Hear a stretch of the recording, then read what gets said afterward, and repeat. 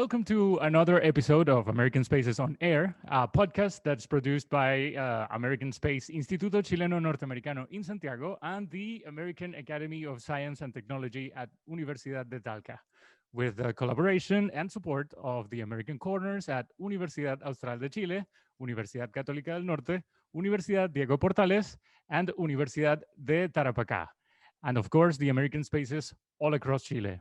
You can find links of the organizers and collaborators and guests in the description of this video. Now, I would like to welcome a very special guest. He is an American living in Chile. He is also a teacher and a YouTuber. He is known as the Chile Gringo and Tío Jon. And his name, of course, is Jon Gross. Hi, Jon. Welcome to American Spaces on Air. How are you today? Hi, doing well. Thanks for having me. This is exciting. Thank you for agreeing to participate. Usually in American Spaces on Air, we interview Chilean people who travel to the United States for studies and then come back and, they use their knowledge acquired in the United States to do things here in Chile. But today it's a different episode. You are our seventh guest, and today we are flipping things around. So you are an American who is living in Chile right now. Yeah, and I get in trouble for this all the time when I say American, because we're all Americans. So I'm from the United States, specifically from Milwaukee, Wisconsin, the cold, freezing cold of the north of the United States. And I moved here about 5 years ago, and I fell in love with the food and the people. And I've gone back to visit, but I've never thought about living in the United States again because I just love Chile so much. Very good. That was going to be one of my questions. When did you move? You said already that it was 5 years ago. And what brought you to this country? It was an opportunity to teach in a school here. So in Longueuil, they were trying to bring in native teachers from the United States, from Canada, just native English teachers to teach in the rural schools. So I got to teach in the Campo for a few years. And that's where I really fell in love with Chile, because the people who teach there, the students, are just so nice. And I'll never forget the first time walking into the school and all the kids just swarmed around me. They had never seen a gringo before, and they were so excited. And that's a feeling that I've had for 5 years, of just people that are genuinely like supportive of me, even if I don't have the perfect Spanish. They're still super nice with me, and they want to introduce Chilean things to me because Chileans are proud of their culture, which I can relate to, because I think the United States people are very proud of our culture as well. Maybe not right now, politically speaking, but typically with the culture, we're pretty excited about it too. So there are a lot of similarities between the United States and Chile too, in that sense. Very good. We will get to those similarities in a moment. But first, continuing with how you came to Chile, I would like to know, did you do some research before coming here? Did you learn about the place you were going to stay in? I wish that I had. No, I really didn't. I looked up a couple of things on Google Earth. I saw pictures of Santiago, and it looked really beautiful because where I'm from, there are no mountains. And I love going for hikes in the mountains. And then I saw the weather and I thought, wow, there's no snow in Linares. This is awesome. This is going to be great.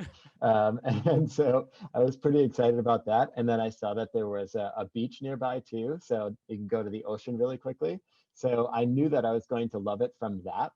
But I didn't see very much about the food online, especially in English, because I didn't know any Spanish before I moved here. So I've only picked it up from people that I've talked to and learning Spanish on my own during the past 5 years, which is not the best way to do it. I would recommend going to school and taking advantage of that education that you get. But that was my way of doing it. And it was kind of a crazy way to come into another country. We had, it was my wife, myself, and our dog, and then 4 suitcases between the two of us. And that's all that we had. We just moved here with that. And it was kind of like 6 months of not knowing what was going on at all, and figuring it out every day. Okay. Okay. And so you are in Linares right now, right? Yes. Yep. Okay. I just got back from Santiago. I was just on a couple of TV shows the last couple of days, which was pretty exciting. Oh, nice. The Mentiras Verdaderas show and Si Somos, which was pretty fun. Awesome. Okay. And speaking of that, you've been living here in Chile for a couple of years now. Why do you prefer regiones and not Santiago? Because it's why I fell in love with Chile in the first place, is teaching in the campo. And I feel like this is what Chile is actually like. You can go to Santiago, you can go to Viña del Mar, and you can feel the same type of feeling, I think, that you would get in the United States. You have all the things. You have McDonald's, you have Wendy's, you have all of the big shopping malls. But here, you don't have that. You have to sit down with people. You have to eat some marraqueta together, and you have to just enjoy time talking with people. And that's what I really enjoy. And that's why I like doing my YouTube channel too, is because I get to meet different people, and not always just the people from Santiago who are always constantly busy and they always have somewhere to go, but people that work on the farm, or people just normal, in my opinion, normal people of Chile.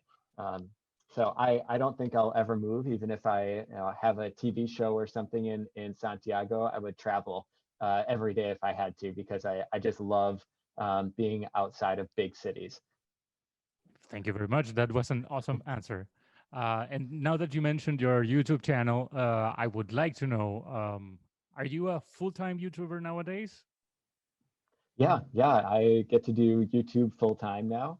But with YouTube, I get to do different opportunities too, like talking to you here, going on TV, doing a lot of radio things. So being a YouTuber is a lot more than 10 minutes or maybe 2 shows a week.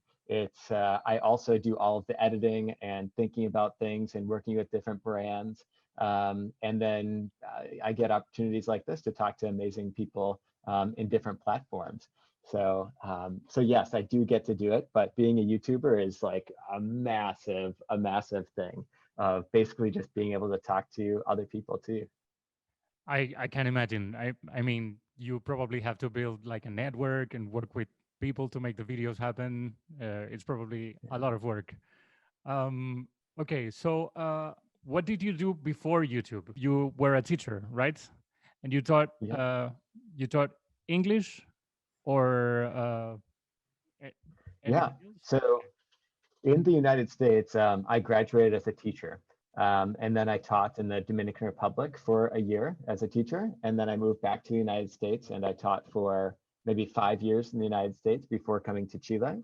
And in Chile, I couldn't be an actual teacher by myself in the classroom. So I think you have to go to classes and then register to be a teacher.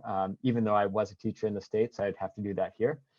So I was a teacher's assistant to an amazing English teacher in the rural areas of Longaví. And she actually edits or does all of my subtitles for all of my videos right now. She's just a really good friend of ours now too. And I think without her, I probably wouldn't be here either, because she helped me with the English or the Spanish being an English teacher. And so, yeah, just a lot of factors come into why I love Chile, and that is definitely one of them as well. Awesome. Okay, and going back to the YouTube channel, how did it start? Was it something spontaneous that you decided to do, or was it more planified? Well, because I was an assistant in the school, that was a big change for me, because I was always in charge of the classroom. I'd been in charge of the classroom for maybe 7 years before coming to Chile, and then having to be on the side, which I had to be because I didn't know enough Spanish. And so for me, I got a little bored in the classroom. And yeah, maybe it wasn't necessarily just being in the classroom, but outside of the classroom, you have to be in the school a certain amount of hours here in Chile. And in the United States, it's you go and you finish your time and you work on your lesson plans whenever you want to. You can go home and do them. And I would probably work like 100 hours a week in the States in the schools, but I would have work that was very specific and I got it done. Whereas here, you have your lunch break, which is a really long time compared to the United States. It's like an hour long, and I could never eat my lunch so slowly that it would take me an hour. So I would eat my lunch in like 5 minutes and be really bored. So I started to download videos by Casey Neistat and other YouTubers, and I would just study how they did it because I thought it was interesting of how you make videos. So I studied that for a while, and then I did some tutoring while I was in Chile and raised some extra money. And that extra money was used to buy just a small, actually I have it right here. It's a Canon little small G7X camera. Okay. And this was what I started with. So started with this camera, and I just started to make some stories with it. And I began to like it, and it created a conversation, because for me, not knowing any Spanish was really difficult to have conversations. But if I could focus the conversation on something that I knew, which was a story from what I did maybe the last weekend or something, then people were interested, and I could start to follow the conversation. And so really taking pictures and YouTube was my way of being able to finally communicate with people around me here in Chile. Very good. Okay, and speaking of communication and getting to know the people here, how do you see the process of interculturalization here in Chile? I mean, uh, how open do you see Chilean people to people from other countries, and how do you yourself feel about that now that you've been living here for so long? That's a tough question. It obviously depends on the person and the family, but in the United States too, the background there is a lot of people say that we're very cold people. So, and I would agree with that in a lot of senses, that we probably wouldn't invite a stranger, especially somebody from another country, into our house unless we knew who they were a little bit. And I think to some extent that might be true here, but I think a lot of people are open to having me over. I remember like the first week that we were here in Linares, I had met like 2 people, and we had an earthquake. It was a bigger earthquake for me, but for Chileans, it was nothing probably. But it was like a 6 something, and the one of 2 people that we had met within the week, they walked over with some candles and blanket and just stuff that we might need because we were out of power.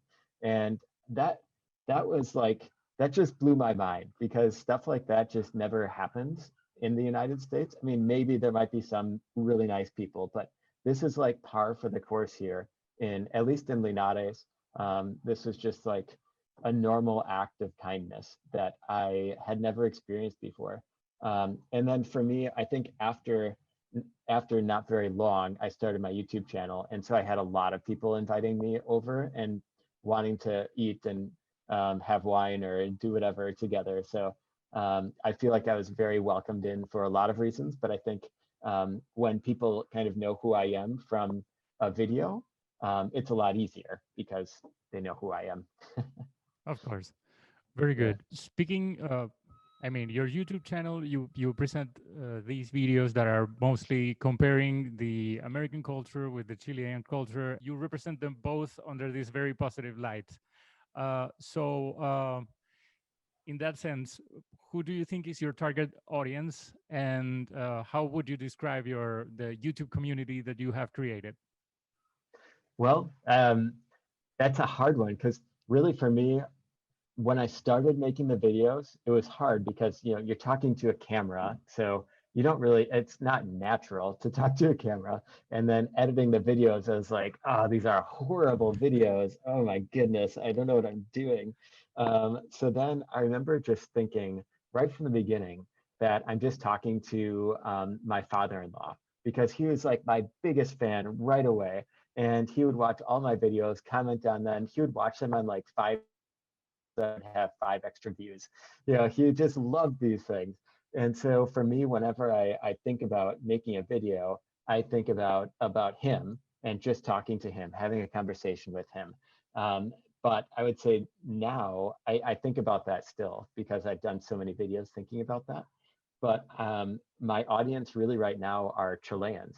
And they're Chileans living outside of the United States, outside of Chile, but also a lot of people that live in Santiago and in other parts of Chile. So right now, I think my demographic is like 70% of the people watching my videos are from Chile, and 30% are from all over the place. And they might not be Chileans from all over the place, but especially right now with tourism not happening at all, there are a lot less views from outside of Chile right now. Absolutely. There's something that we have in common, and it's the fact that I'm also not from Chile. I remember when I got here, I had an impression of the country that hasn't really changed, but it's different now. So is it the same for you? What was your first impression of the country, and how do you feel about it now? My first impression was just mass, like I have no idea what's going on. So I don't remember very much besides not knowing anything that was going on.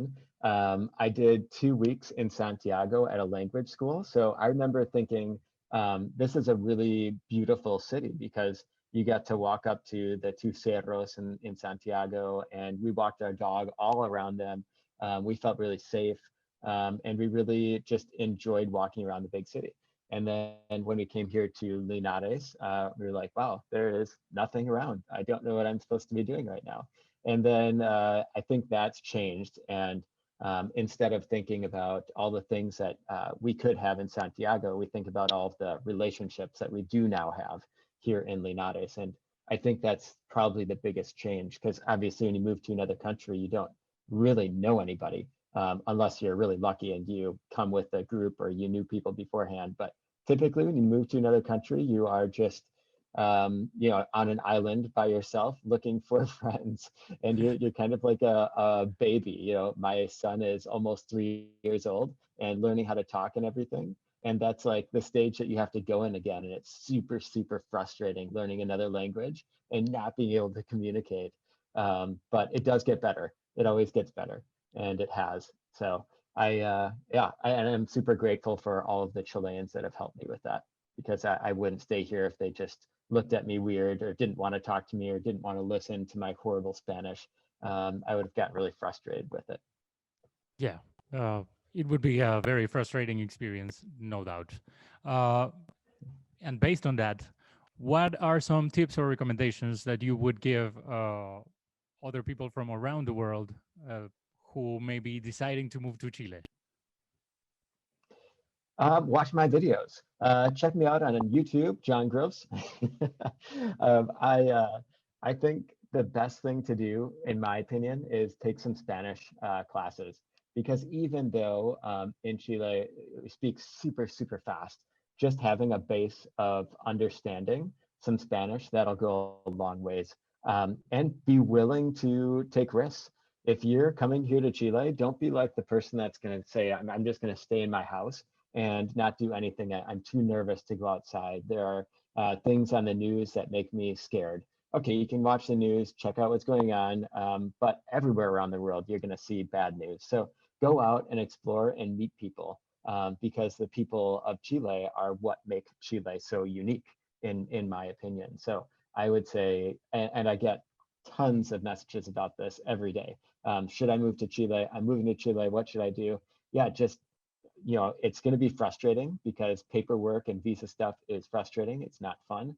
The language is probably going to be a problem, even if you're from like Argentina or from like a Spanish speaking country. Chilean Spanish is different. So you just got to jump into it, build relationships, and you've got to take risks. I mean, you're going to be super humbled in coming to another country whenever you do that. But brace that, because you're moving to another country. Have fun with it, and learn every day that you can. And I think that's one part of being a teacher that I love, is I love to learn. And so for me, this whole experience, I learn something new every day.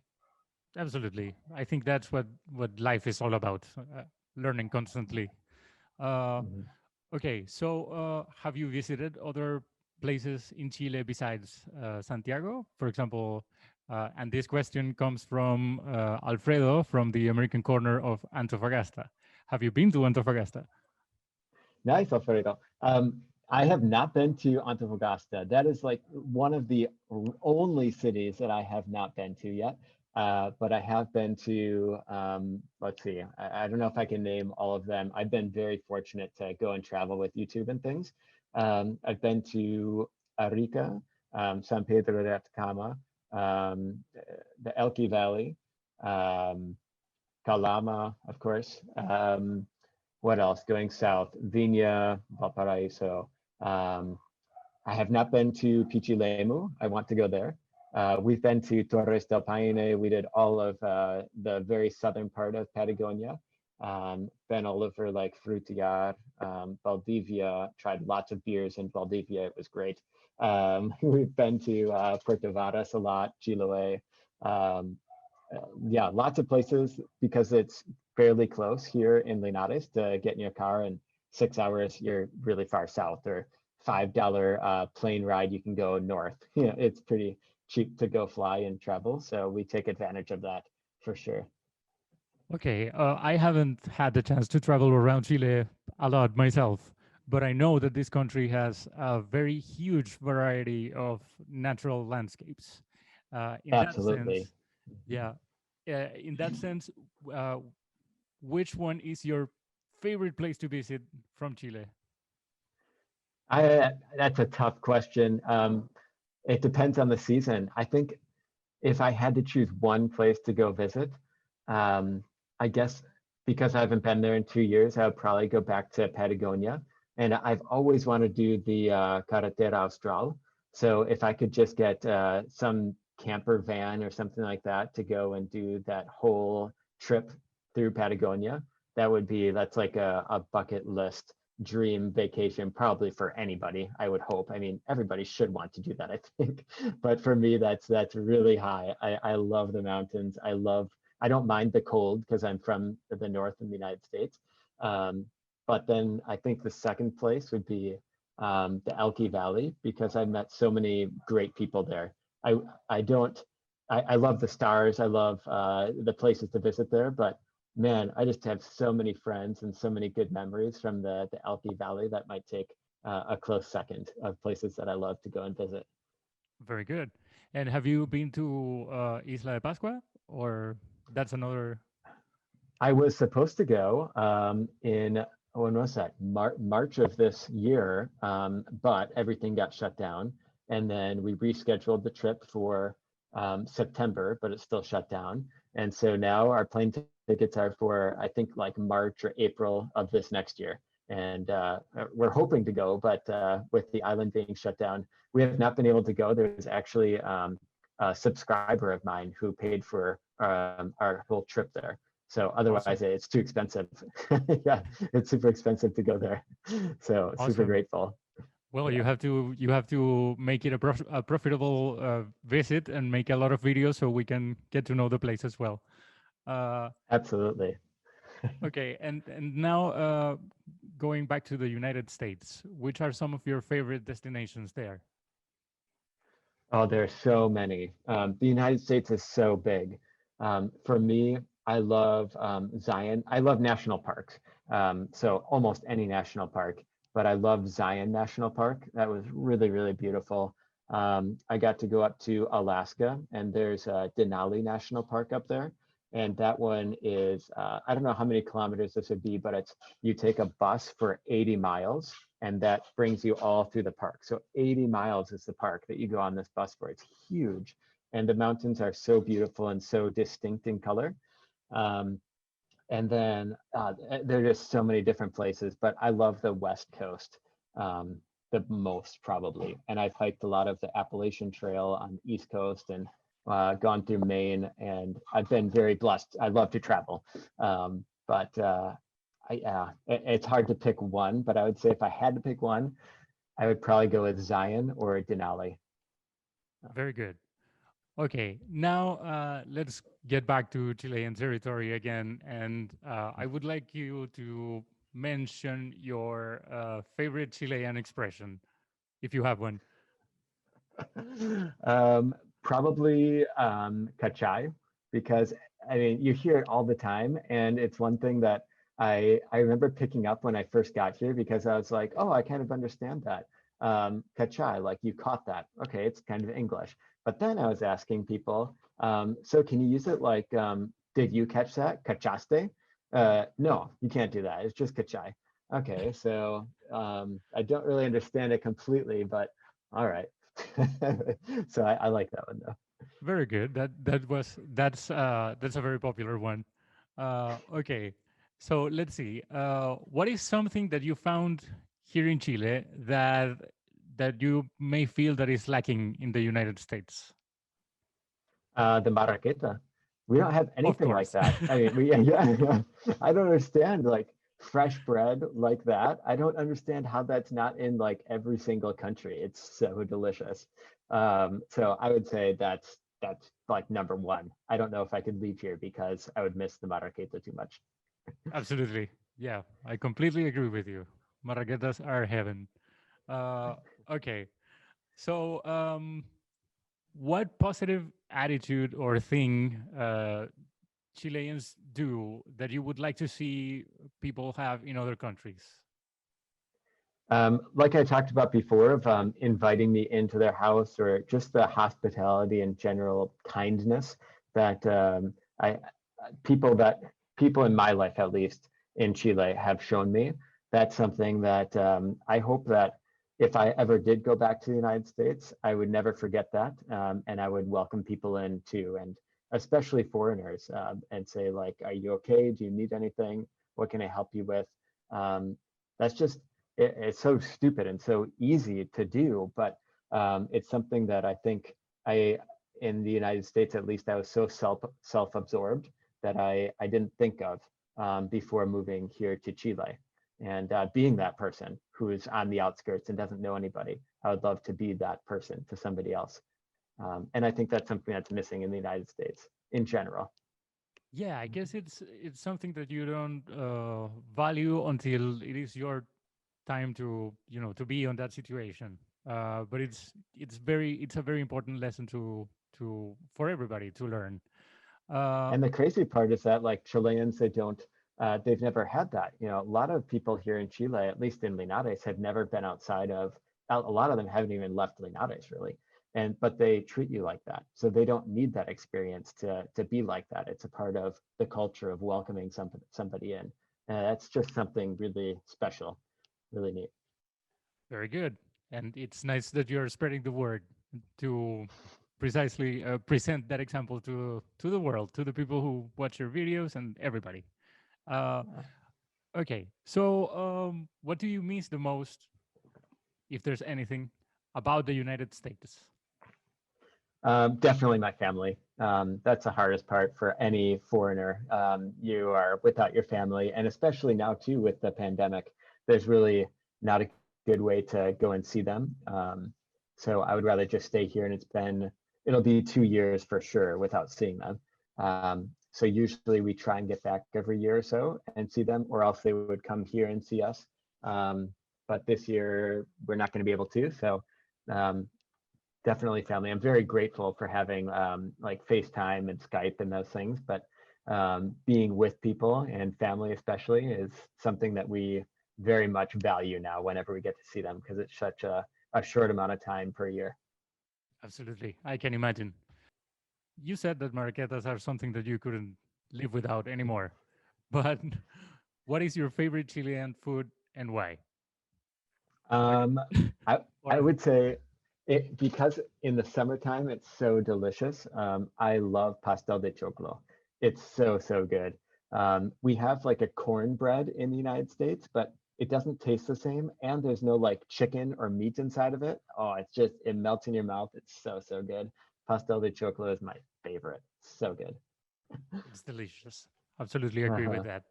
And let's see, is your Spanish good enough now that you may know a few or at least one tongue twister in Spanish? I remember when I was teaching in the school, they tried to teach me some, but it's been a few years now since I've tried any, and I don't remember any.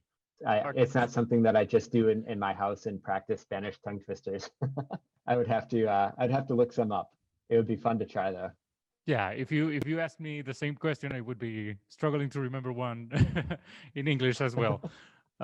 So let's see. What is the funniest thing that you've ever seen on the streets in Chile? uh, that's funny. I'm sure I've seen something crazier than this, but this just happened like last week that I was driving and I saw here in Linares, just downtown, this truck that had a mattress and a goat in the back of it.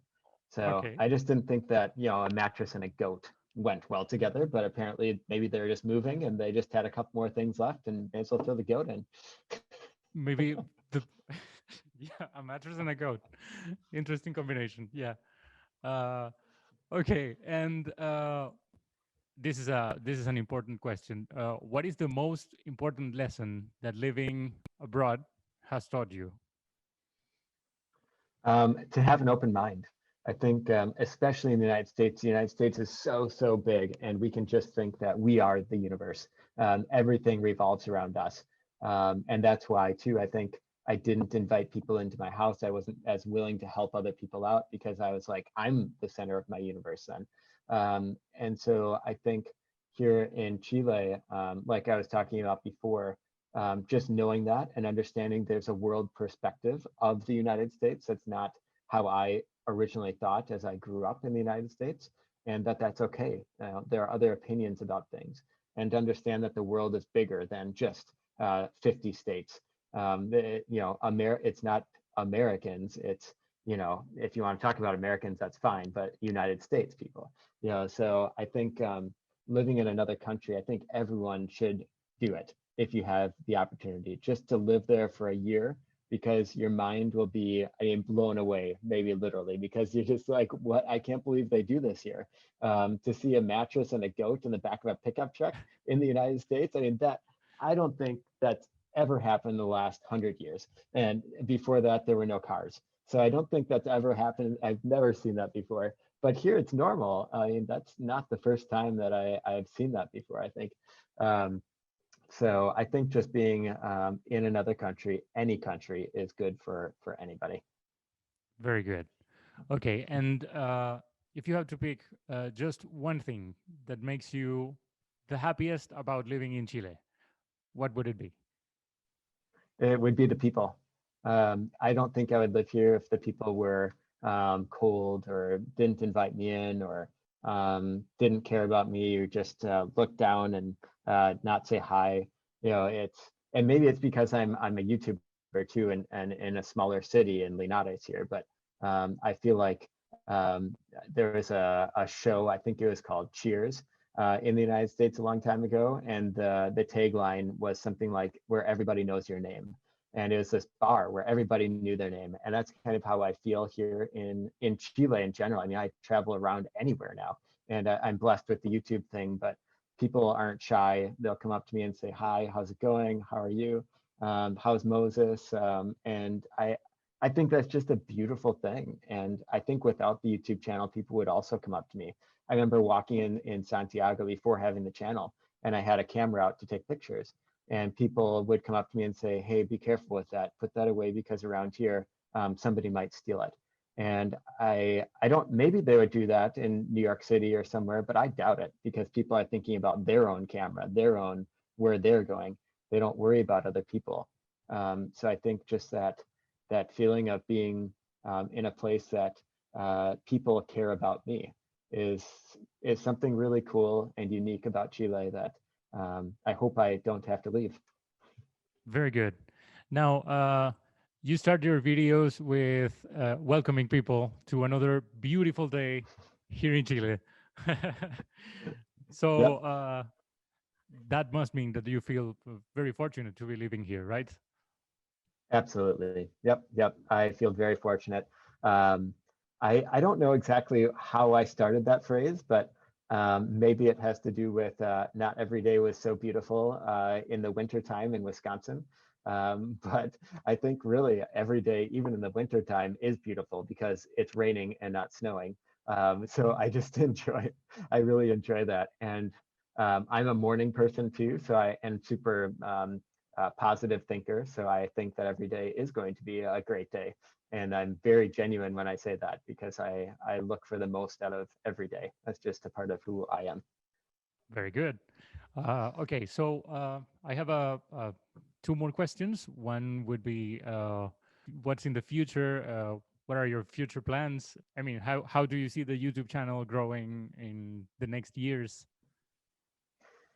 Yeah, well, I can't talk about the big plans that I have yet because I can't quite talk about them, but there are some really, really big things happening that I'm super, super excited about here in Chile.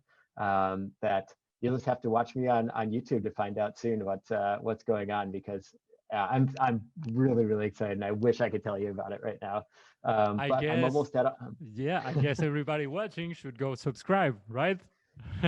That's right. That's right. Yeah. But the big thing for me though is I'm almost at 100,000 subscribers, and that's something that is I I've been looking forward to that for a couple of years now, and now I'm like getting there really, really quickly because I've been able to put in a lot more time and make my videos a lot more professionally done, and I've that's a big accomplishment for me. It's just a number. I mean, you get a little play button or whatever, but for me, it's thinking of all the time that I put into it, all of those hours sitting and editing that nobody sees, thinking about different ideas, going around and meeting so many people.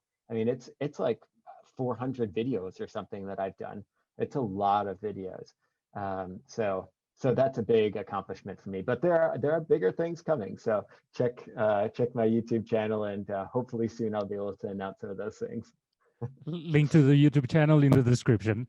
Very good.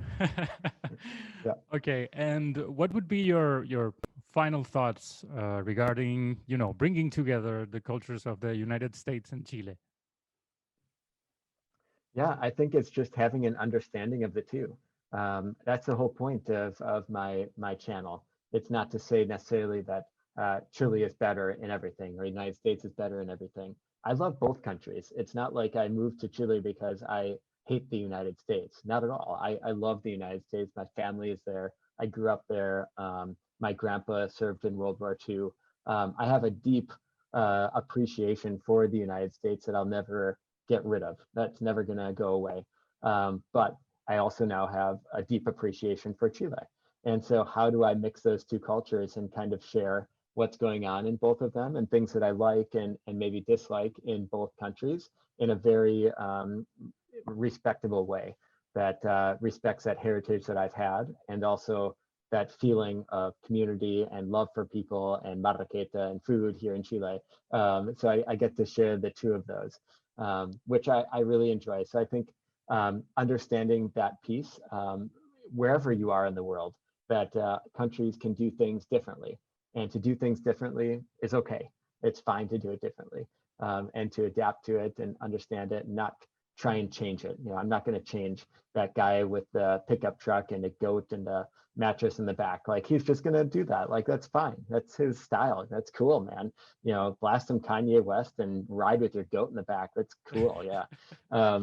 But you know, it's understanding it, seeing it, and appreciating it. I think that's really awesome and a cool piece of the culture that we have here in Linares. So yeah, just appreciating different cultures from different places of the world. Well, Jon, thank you very much. On behalf of all of the American spaces here in Chile, our house is your house. So whenever you are in Santiago and you want to visit a cool place like this one, feel free to join us. I'm sure that the other American spaces will want to reach out to you to do things like this one too. So thank you very much for joining us today, and hope you continue having uh, lots and lots of beautiful days here in Chile. Uh, Thank you so much. Thanks for reaching out to me. And I look forward to talking to anybody. This is really fun to do it in English, share my experience. And I hope that my experience can help those of you who are listening right now, because moving to another country is not the easiest thing in the world. But I think it does help to listen to other people who have done it and know that you're going to be all right. yeah, it will eventually get easier. Might take a while, but yes. Yeah. Well, thank you very much, Jon. Absolutely.